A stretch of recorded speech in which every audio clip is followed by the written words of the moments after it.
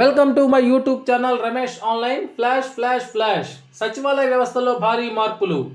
Digital అసిస్టెంట్లు పాఠశాలలకు, మహిళా పోలీసులు కాలేజీలకు. సచివాలయ వ్యవస్థ ఉంటుందా ఉండదా అనే హెడ్లైన్తో ఉన్నటువంటి వీడియో అయితే మనం చూస్తున్నాం.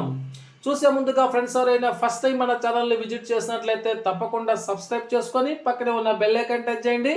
తద్వారా నేను పోస్ట్ చేసే సమాచారం అందరికంటే ముందు మిమ్మల్ని చదవడానికి అయితే అవకాశం ఉంటుంది. అదేవిధంగా వీడియో మీకు నచ్చినట్లయితే ఒక లైక్ చేసి మన మిత్రులందరికీ షేర్ చేస్తారని ఆశిస్తూ ఇక విషయానికి వచ్చినట్లయితే సచివాలయ వ్యవస్థలో భారీగా మార్పులు తీసుకొచ్చే యోచనలో ఎన్డీఏ ప్రభుత్వం. గ్రేడ్ 5 సెక్రటరీల గురించి చూసుకుందాం. పంచాయతీ కార్యదర్శి గ్రేడ్ 5 వారికి పంచాయతీ బాధ్యతలు, క్లస్టర్ వ్యవస్థ రద్దు, జనాభా ఆర్థిక పరంగా పంచాయతీలు కేటాయింపు.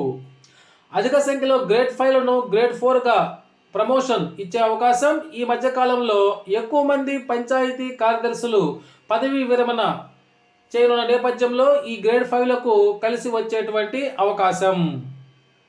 ఇక సంక్షేమ మరియు విద్యా సహాయకుల గురించి తెలుసుకుందాం. ప్రభుత్వం తీసుకొస్తున్న సూపర్ 6 పథకాలను ప్రజలకు చేరవేయడంలో ప్రధాన పాత్ర పోషించనున్నారు. జూనియర్ అసిస్టెంట్ పే స్కేల్ వర్తించే విధంగా ప్రభుత్వం చర్యలు తీసుకునేటువంటి అవకాశం.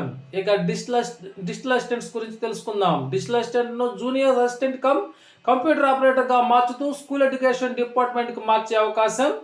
స్కూల్స్లో అన్ని రకాల డిజిటల్ వర్కులు డిజిటల్ అసిస్టెంట్లకు కేటాయించే అవకాశం. ఉపాధ్యాయులను అన్ని బోధనేతర పనుల నుంచి తప్పించే ఆలోచనలో ప్రభుత్వం. ప్రతి హై స్కూల్కి ఒకరు చొప్పున కేటాయించే అవకాశం. దీనివల్ల డిజిటల్ అసిస్టెంట్లకు, పాఠశాలకు ఇద్దరికీ లాభం చేకూరుతుందని టీచర్ సంఘాల హర్షం. సచివాలయంలో అందించే ప్రజాసేవలను యథావిధిగా మీ సేవలకు మార్చే యోచనలో ప్రభుత్వం. ఇక మహిళా పోలీస్ గురించి చూసినట్లయితే వీరికి ఫిజికల్ ఫిట్నెస్ పరీక్షలు నిర్వహించి ఉత్తీర్ణులైన వారిని హోంశాఖకు అప్పగించే అవకాశం. మిగిలిన వారిలో గర్ల్స్ హై స్కూల్లో బోధనేతర సిబ్బందిగా, మరికొంతమందిని మహిళా జూనియర్ కాలేజీల్లో జూనియర్ అసిస్టెంట్ మరియు రికార్డ్ అసిస్టెంట్లుగా కొంతమంది నియమిస్తారు. ఖాళీగా ఉన్న ఐసిడిఎస్ డిపార్ట్మెంట్ ఉద్యోగాలకు వీరితో నింపేటువంటి అవకాశం. ఇక ఏఎన్ఎంలు చూసినట్లయితే కొత్త ప్రభుత్వంలో పదోన్నతులు అందుకోనున్న ఏఎన్ఎంలు కరోనా సమయంలో వీరి సేవలకు గుర్తింపుగా ఎంఎల్హెచ్పిగా పదోన్నతులు. వీరి శాఖలో ఉన్న ఉన్నత ఉద్యోగాల ఖాళీలను పదోన్నతుల ద్వారా అధిక సంఖ్యలో వీరితో భర్తీ చేసే అవకాశం. ఇక ఇంజనీరింగ్ అసిస్టెంట్ చూసినట్లయితే హౌసింగ్ స్కీమ్లను రద్దు చేయనున్న ప్రభుత్వం. వీరిని పలు శాఖల్లో ఉన్న ఖాళీలతో భర్తీ చేయాలనే అవకాశం.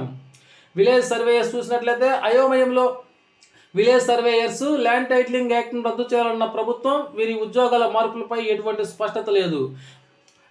వ్యవసాయ సహాయకులను వారి డిపార్ట్మెంట్లకు అప్పగించే అవకాశం. విఆర్ఓలు యథావిధిగా రెవెన్యూ శాఖ ద్వారా కొనసాగించే అవకాశం. పశుసంవర్ధక సహాయాలను వారి డిపార్ట్మెంట్లకు అప్పగించే అవకాశం. ఇక సచివాలయానికి 5 చొప్పున ఉండే అవకాశం ఉంటుంది.